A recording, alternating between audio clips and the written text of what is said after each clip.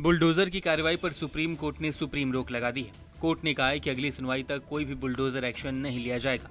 इसके साथ साथ कोर्ट ने यह भी कहा है कि इस ऑर्डर से सड़क, रेलवे लाइन जैसी सार्वजनिक जगहों के अवैध अतिक्रमण शामिल नहीं है।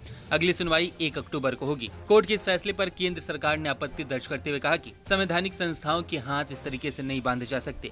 इस पर जस्टिस BR गवई और KV विश्वनाथन की बेंच ने कहा कि अगर कार्रवाई 2 हफ्ते रोक दी जाए तो आसमान नहीं फट पड़ेगा।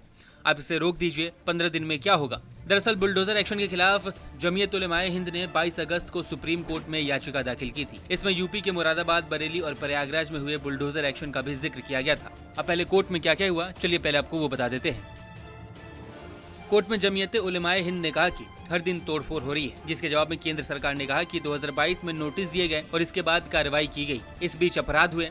सुप्रीम कोर्ट ने कहा कि 2024 में कार्रवाई में इतनी जल्दबाजी क्यों हो रही है, नोटिस तो 2022 में जारी किए गए थे। सुप्रीम कोर्ट ने कहा कि मैं साफ कर दूं कि अगली तारीख तक हमारी इजाजत के बिना कोई भी तोड़फोड़ नहीं की जाएगी। इस आदेश से सड़क, रेलवे लाइन्स, सरकारी फुटपाथ के अवैध अतिक्रमण शामिल नहीं है। केंद्र सरकार ने कहा कि एक धारणा बनाई जा रही है, जिसके जवाब में सुप्रीम कोर्ट ने कहा कि बाहरी शोर से हम प्रभावित नहीं होते हैं। अभी हम इस पॉइंट पर नहीं जा रहे हैं कि किस समुदाय पर एक्शन लिया जा रहा है। अगर एक भी अवैध बुलडोजर एक्शन है तो ये संविधान के खिलाफ है। जिसके बाद से सुप्रीम कोर्ट ने आगे कहा कि धारणाओं से हम प्रभावित नहीं होते हैं। हम साफ कर दे रहे हैं कि हम किसी भी अवैध अतिक्रमण के बीच नहीं आएंगे, लेकिन अधिकारी जज नहीं बन सकते हैं। आगे केंद्र सरकार की तरफ से सॉलिसिटर जनरल तुषार मेहता कहते हैं कि याचिकाकर्ता कह रहे हैं कि धर्म विशेष के लिए तोड़फोड़ की कार्रवाई की जा रही है, जिसमें सुप्रीम कोर्ट ने कहा कि भी हमारा मकसद डिमोलिशन की कार्रवाई को व्यवस्थित करना है।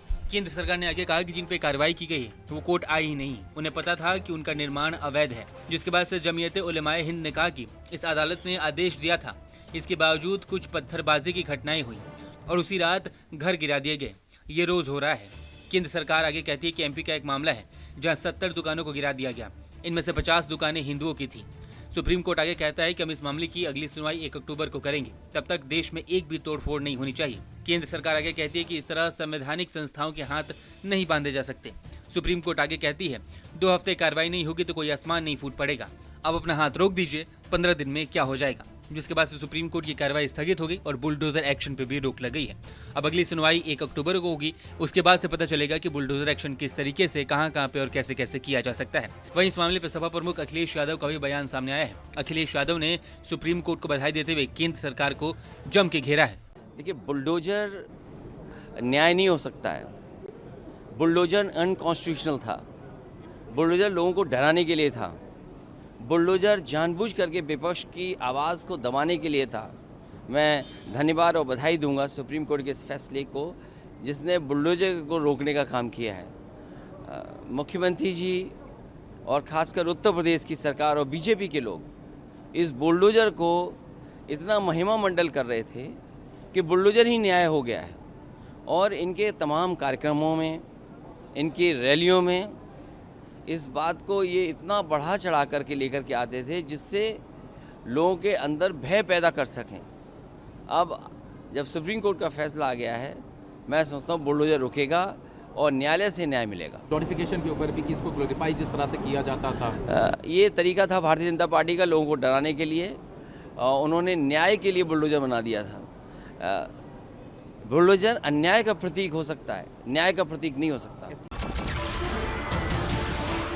नमस्कार, मैं हूं मानक गुप्ता। अगर आपको हमारा ये वीडियो पसंद आया हो तो इसे लाइक और शेयर जरूर करें। और हाँ, हमें सब्सक्राइब और फॉलो करना ना भूलें, ताकि आप देश और दुनिया की कोई खबर मिस ना करें। तो जुड़े रहिए हमारे साथ और देखते रहिए News 24।